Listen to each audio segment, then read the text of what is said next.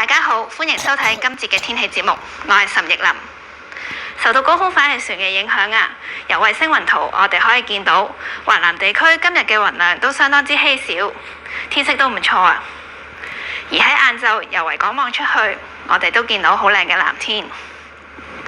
由於陽光充沛，所以香港好多地方嘅最高氣溫都上到去28至30度左右，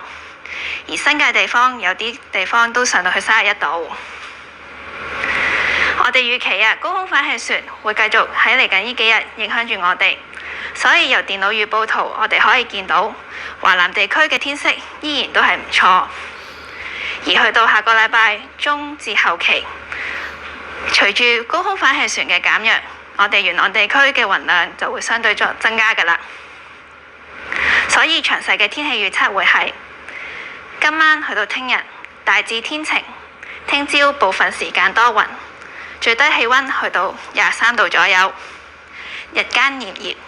最高氣溫上到28度。風方面係吹和緩嘅偏東風，聽朝離岸風勢清勁。而至於展望方面，我哋預期之後嘅2-3日大致天晴，星期日日間炎熱，去到下個禮拜中期雲量就會較多。多謝大家收睇今節嘅天氣節目，再見。